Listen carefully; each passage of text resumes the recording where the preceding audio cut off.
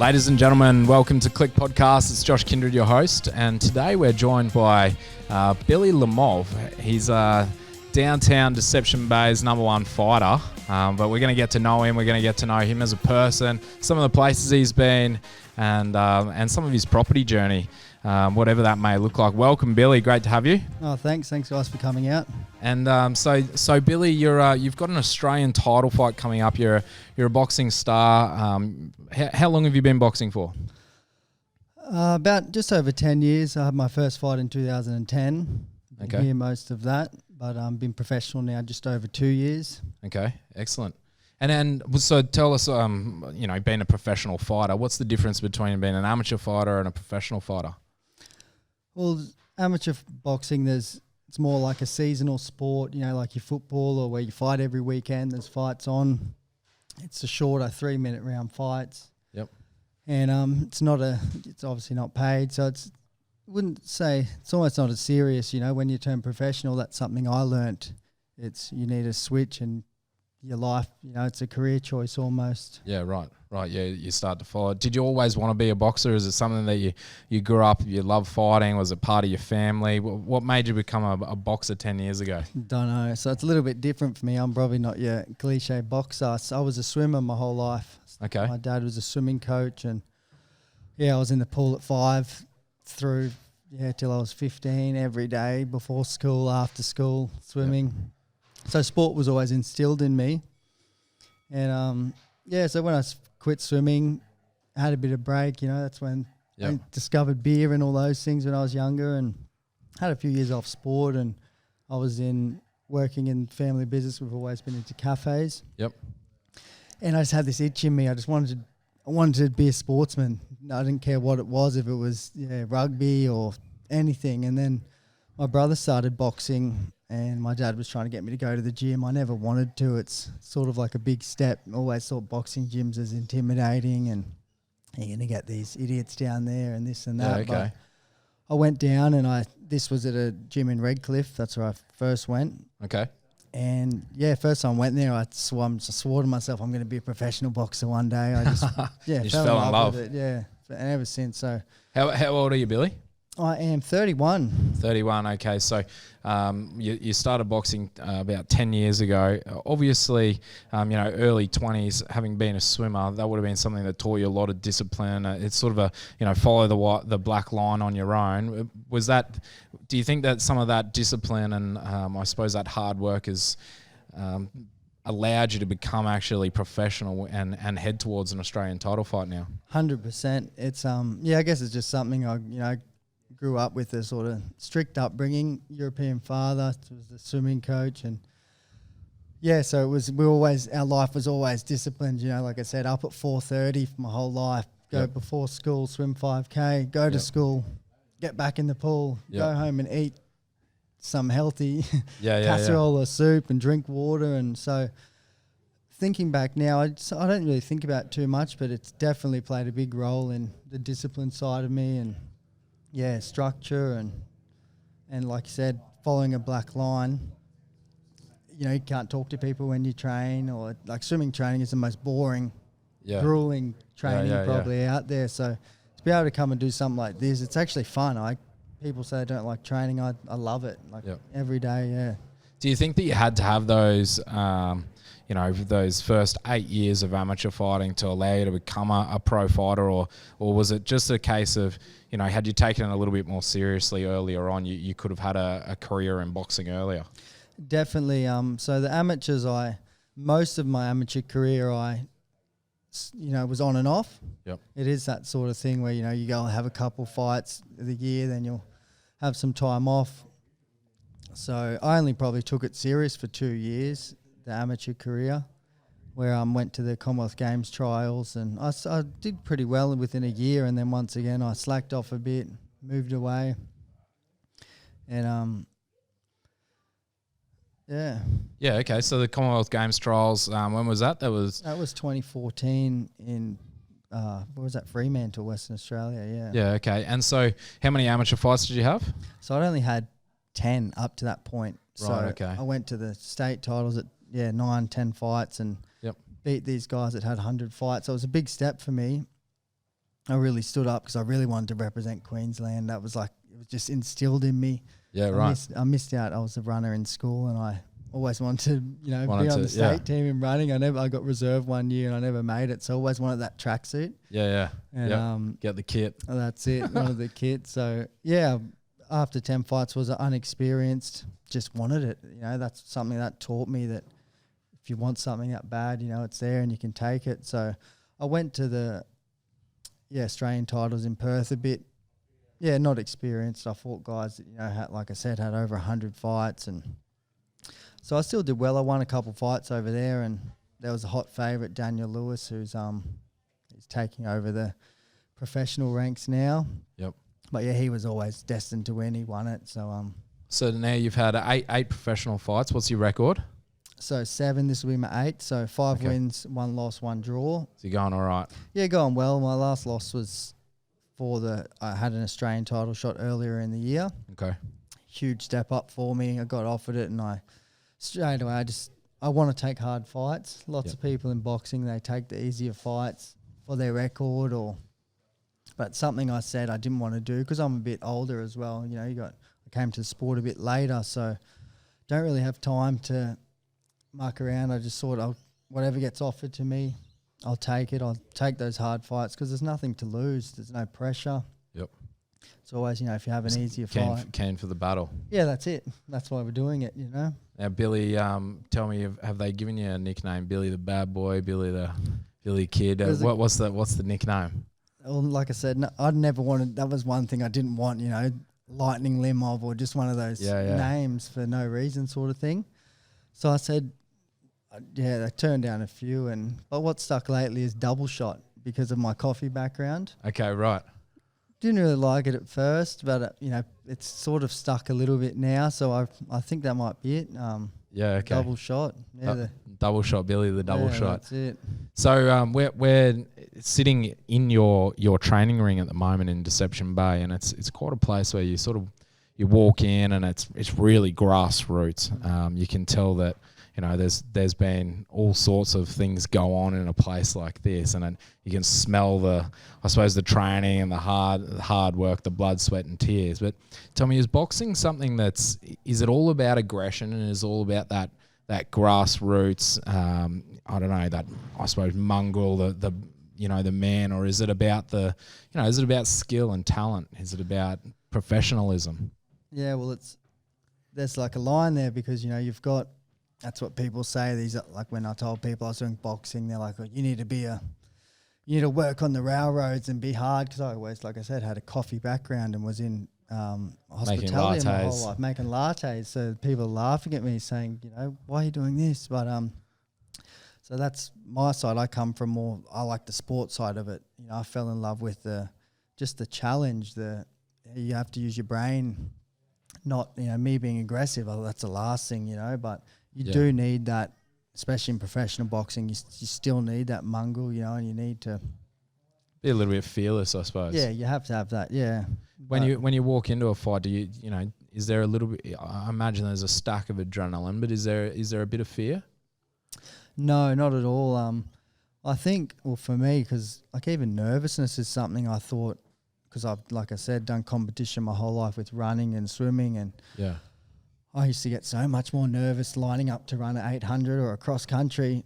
And, you think when you're in the dressing room getting ready to get punched in the face that you're going to, your stomach's going to be turning. But I think because I just love it so much, it's just excitement. If I get those little nerves, it's just those excitement nerves and I just want to get out there. And Is it that excitement and adrenaline that makes you, when you're late in a round and you absolutely busted, you caught one in the face. Does it hurt, or is it a case of sort of trying to just regroup and just be smart still? Yeah, just regroup and be smart. So I always wonder, surely just getting your head belted, does it start to hurt, or is it I think when you're in the moment? Like what I've said, the hardest I've ever been hit was my first sparring session, and it was by a guy that couldn't even box when I think back of it. But that punch that he hit me with, I remember I felt like my face was broken. Right. Like I thought my cheekbones were cracked and had no idea what hit me. But it was just that conditioning of being hit. And after, doing it for so long. That's what it is. It's just conditioning and Right. yeah, like you watch, from watching it from the outside, you're like, oh, that must hurt, but when you're in there, yeah. So typically, like before this next Australian title fight for you, how long do you train for before? I suppose since your last fight until this one. Yeah. So what's the break? About 4 fights a year. So I try to fight every 3 months, depending on what's there. My first few fights, I was a bit inexperienced. I'd put everything into the training camp and then have 3 or 4 weeks off, and just because I feel like I deserved it. But this fight, I took 1 day off after my last fight. I wasn't very happy with it. I got the win, but I didn't do enough. I didn't feel like I trained hard enough. So this camp's been very long, but usually you give yourself, so this is a 10-round fight, so give yourself a week around, they say. So 10-week camp or 12-week camp. But this one's been going forever. Usually they come so quick, and it's like 3 weeks, 2 weeks, 1 week. So you're pretty keen to. But I'm keen. I'm ready. More ready than than you've ever been before. Of and course. So, what does a typical training week look like for you? Well, so I've been training 2 times a day for this fight. Cut down my hours on work. So Mondays and Wednesdays we do our boxing and conditioning in the gym here. Yep. Tuesdays is my weight sessions, which is something I've sort of added into my fight camp, like strength and power and explosive weight training. Okay. Thursdays is a bit of we do a technique session, so it's a bit easier on the body because coming to that second half of the week, you're spent. Yeah, right. And Friday I do my sparring drills, and then Saturday it's been my hard sparring sessions. I've added in track work with this psycho over here. He so he's a keen runner, so he's been taking me to the University of Queensland running track, and we've been doing 800s. Yeah, okay. Bring back a lot of that fitness. Yeah, and I thought, because I used to like running, but it's the most grueling training out there. So they've been extremely hard sessions, but I think they push to that mental barrier, those sessions, I think. I suppose running an 800 is probably about the same time as a round. Well, that's what we were mimicking, yeah. So we were pulling up right on just under 3 minutes and mimicking the same, so 3 minute running and 1 minute, 30 seconds break time. Yep. That of swimming, because I grew up being a swimmer, so that's good. I'm chuck swimming in twice a week, which is, it's easy on the body, and it's, like I said, you work your lungs. There's so many things. That's what, like I said, I love about the boxing training.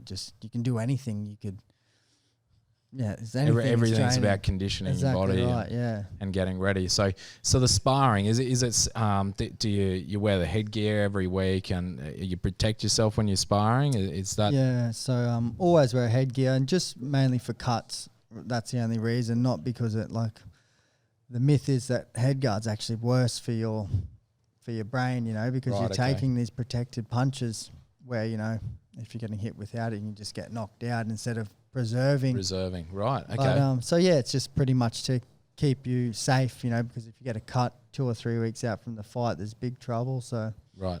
And so with sparring, do you spar with guys in your gym? Do you go and get professional other fighters to go and spar against? What's that like? Yeah, well, we're lucky here in Brisbane. There's obviously lots of good fighters, so usually I hop around. But for this camp, I've been sparring my teammate, which has worked out so well, Matt Hartman. He's fighting on the same night, the semi-main event. Okay. He's the current Queensland champ, and he's 1 weight division above me, middleweight. Yep. So that's worked out, better than I ever thought. We've just been pushing each other in the gym and belting each other. It's been really good to have him. Yeah, a blessing, really. Yeah Excellent. And have you sparred with or been a sparring partner for any other great boxers around Australia? So it was the Horn Mundine fight. I got called to spar Mundine, so I was one of his main sparring partners. Few weeks leading up to the fight, which was a good experience. Really good experience. Not so much for boxing skill, but just, I've always grown up loving him as a fighter and respecting what he done as an athlete. So it was really good to go in there and just be part of it. Yeah, right. And so is he just super fast? It's what he used to look like when he was early on in his boxing days. What's he like now as a boxer? Obviously, age does play a factor in everything.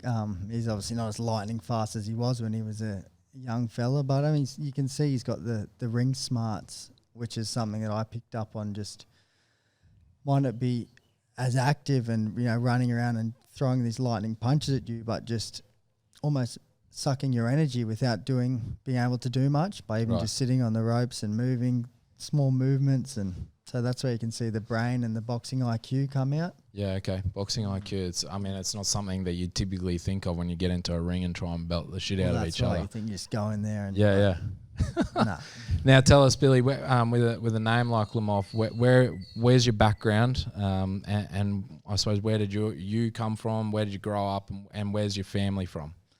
So my dad is Serbian and my mother's from New Zealand. Okay. So they met over here in Sydney. We grew up in Sydney, in Bondi, for probably the first 7, 8 years of my life. Had a restaurant down there. And then just wanted to get away. Obviously, Bondi back then, early 90s, it was a bit of a rough place to grow up kids. And we're right on Bondi Road in the middle of it. Right. So I don't know, my dad just fell in love with Redcliffe. I don't know what brought him up here. Yeah, he loves fishing and just a little quiet seaside town close to the city. So we came here and, like I said, he became a swimming coach and been here ever since. And you think that you'll stay here forever? It's where you sort of I thought made home? only recently, last few years, I thought, I wanted to get away or move, spend some time in America and didn't know what was next for me. But I'm actually, after, getting back into the boxing professionally and, I see myself here for a bit longer. I've really just fallen in love with the place. Maybe because I was, like I said, I used to spend all my time. We had a local business, Oasis Cafe on the waterfront there. So I was working probably my whole 20s. All I remember is that's my memories, just serving lattes. Working on the front. Yeah, that's it. So it's been good to actually enjoy Redcliffe, go for runs and jump in the water. And sometimes I think I just never saw it. Yeah, so I really like the place. Yeah, excellent. And so I suppose what do you do outside of boxing now? Do you still work in the cafe?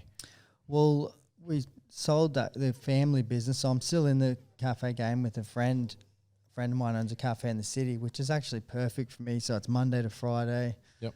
I've always had a passion for coffee, drinking it and making it. I go in latte art competitions every now and then. It's good fun. It's good networking with all the coffee scene around Brisbane. It's pretty big. I tell people and they laugh at me, like latte art competitions and but it's pretty big.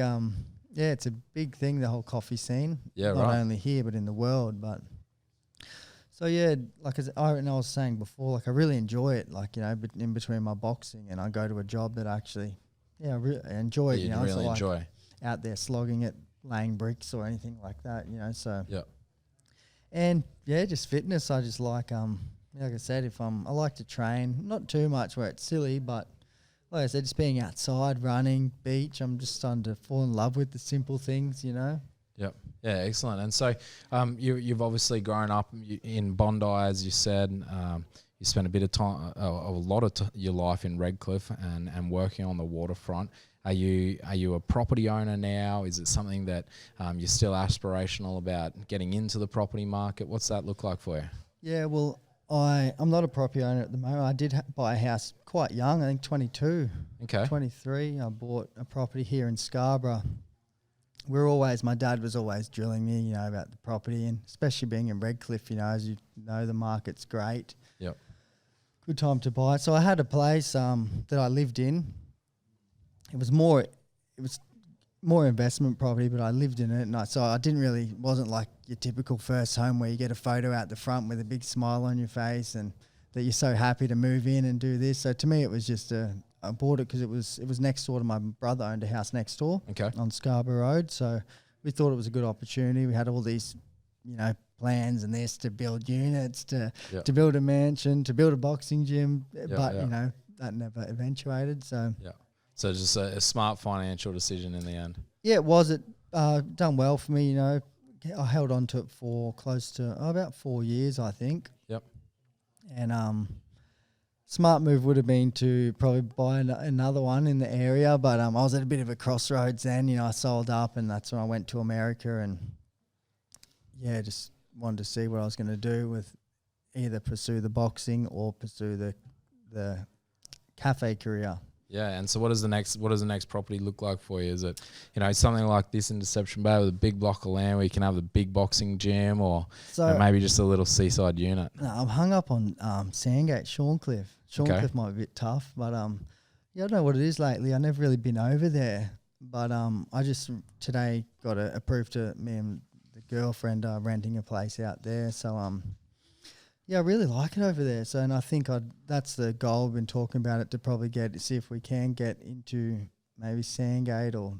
Yeah, excellent. I think Shorncliffe's a bit steep, but be good. I think it's a growing, very Yeah, absolutely. I mean, Bayside and. Yeah, so that's the property goals, I think. So that's what I'm hung up on at the moment. I want to get a house over there and. Yeah, excellent. And I suppose, but more importantly at the moment, it's all about the title fight. That's right, yeah. This is where my mind is, yeah.